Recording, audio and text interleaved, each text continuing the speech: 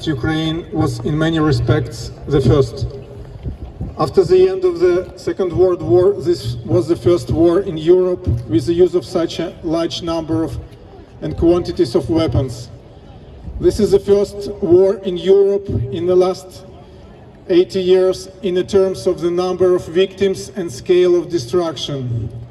Ukraine has become the country number one in terms of the area of mined territories. Russia's war against Ukraine is the first war in which the possibility of returning home for deported adults and children is almost excluded. Most of deported were forced to take Russian citizenship and became illegally enslaved and limited in their rights to return to the Ukraine.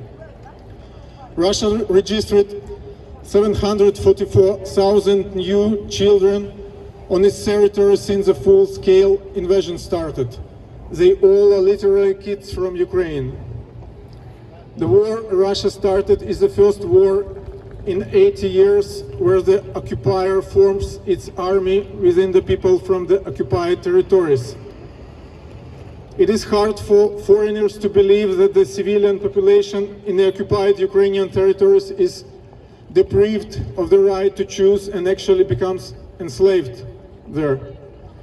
The basis of such a Russian policy goes back much deeper to the times of the Mongol Empire, when the Mongols used captured people as military force to seize new lands.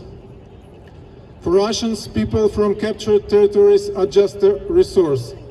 The Russian authorities are sending Ukrainians from the occupied territories of Ukraine to the front line of the war against other Ukrainians.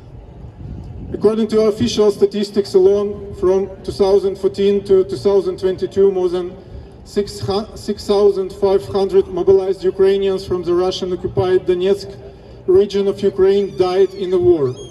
Until 2014, all of them were citizens of Ukraine.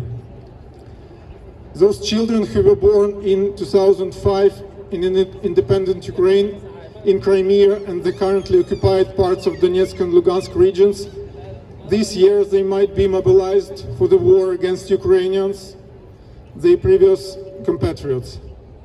The mobilization for the war against Ukraine of the citizens who were forcibly converted to Russian citizenship is a modern form of using enslaved captivities, how it was done long ago by the Mongol and Ottoman empires.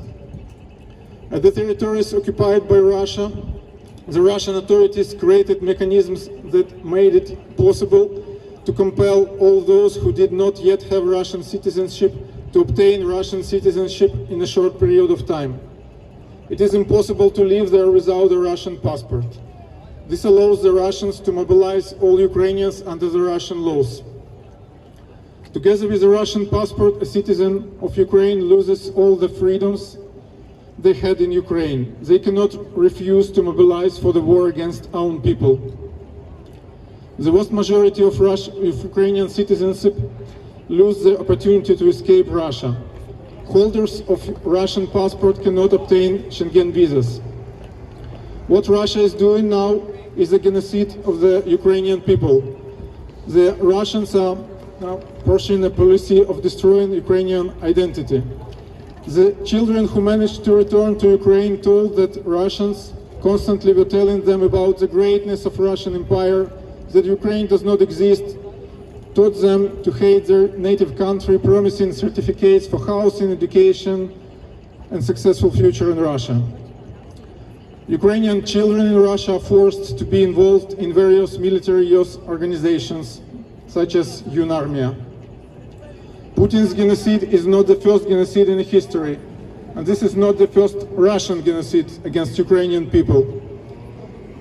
But for the first time, the international community has every opportunity to recognize and stop it. I also want to talk about the most terrible crime committed by Russia. Russia's biggest crime is the lies it pours into the ears and eyes of people all over the world. Russia is lying. Russian representatives lie constantly, repeating and twisting their lies. Sometimes the lies coming from Russia are naive and absurd. Sometimes Russia lies a distortion of reality, such as the lie that the Nazists seized power in Ukraine, while in fact true patriots of Ukraine are in power.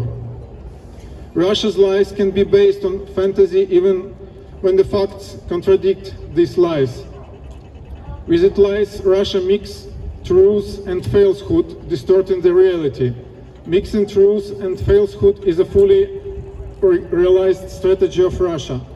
By mixing truth and lies, Russia makes it impossible to distinguish them in the future, so that it is impossible to distinguish reality from non-reality, lies from the truth.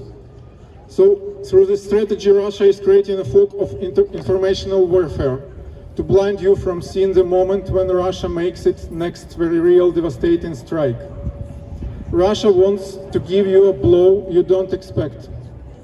Example, Putin and all his top Russia officials and the Russian disinformation media openly and constantly talk about the hostility of the West towards Russia, as well as they openly talk about the hatred of the Russians towards the West.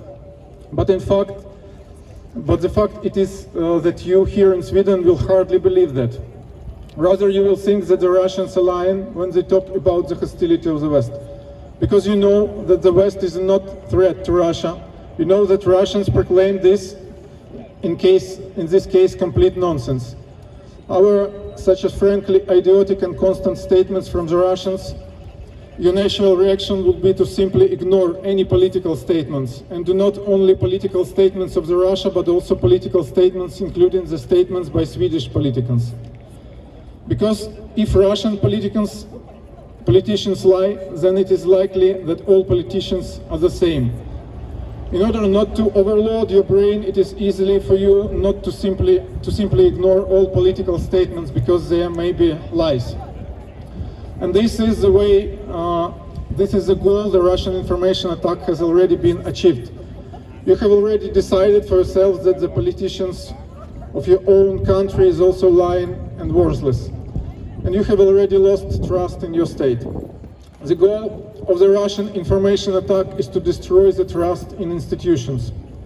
The biggest crime committed by the Russians against